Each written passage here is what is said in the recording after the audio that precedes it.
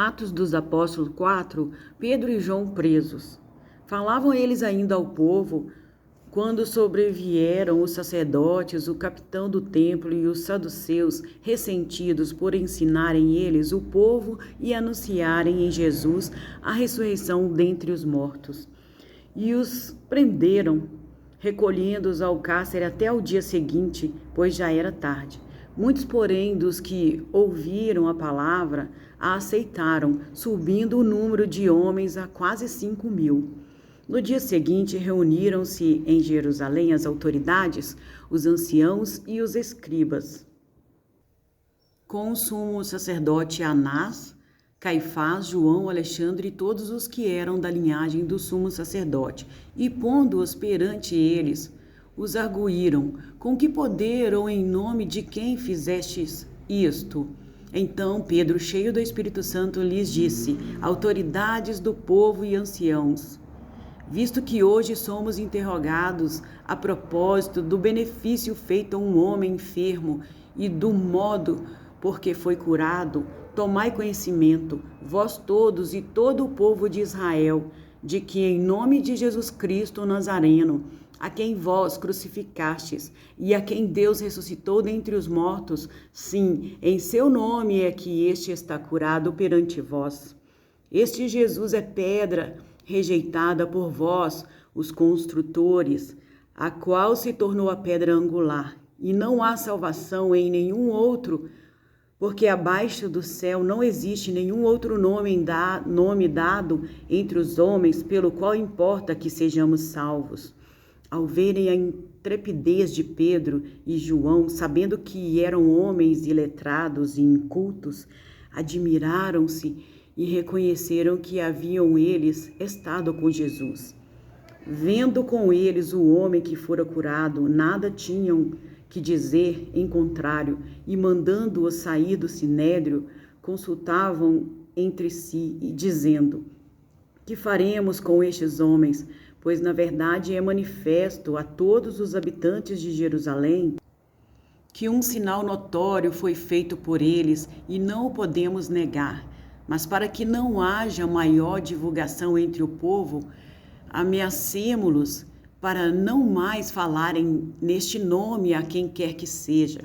Chamando-os, ordenaram-lhes que absolutamente não falassem nem ensinassem em o nome de Jesus. Mas Pedro e João lhes responderam: julgai se é justo diante de Deus ouvir-vos antes a vós outros do que a Deus, pois nós não podemos deixar de falar das coisas que vimos e ouvimos.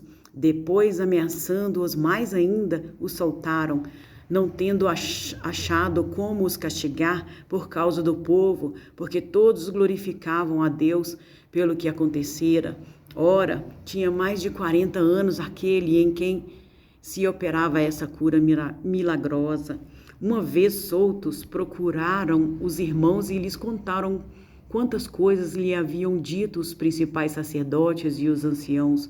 Ouvindo isto, unânimes, levantaram a voz a Deus e disseram: Tu, soberano Senhor, que fizeste o céu, a terra, o mar e tudo o que neles há, que dissestes por intermédio do Espírito Santo por boca de Davi, nosso pai, teu servo, porque se enfureceram os gentios e os povos imaginaram coisas vãs. Levantaram-se os reis da terra e as autoridades ajuntaram-se a uma contra o Senhor e contra o seu ungido, porque verdadeiramente se ajuntaram nesta cidade contra o teu santo servo Jesus, ao qual ungiste Herodes, o Pôncio Pilatos, com gentios e gente de Israel, para fazerem tudo o que a tua mão e o teu propósito predeterminaram. Agora, Senhor, olha para as suas ameaças e concede aos teus servos que anunciem com toda a intrepidez a tua palavra, enquanto estendestes a mão para fazer curas, sinais e prodígios por intermédio do nome do teu santo servo Jesus. Tendo eles orado, tremeu o lugar onde estavam reunidos. Todos ficaram cheios do Espírito Santo e com intrepidez anunciavam a palavra de Deus. Da multidão dos que creram eram o coração e a alma. Ninguém considerava exclusivamente sua nenhuma das coisas que possuía. Tudo, porém, lhes era comum. Com grande poder, os apóstolos davam testemunho da ressurreição do Senhor Jesus, e em todos eles havia abundante graça. Pois nenhum necessitado havia entre eles, porquanto os que possuíam terras ou casas, vendendo-as, traziam os valores correspondentes e depositavam aos pés dos apóstolos. Então se distribuía a qualquer um à medida que alguém tinha necessidade.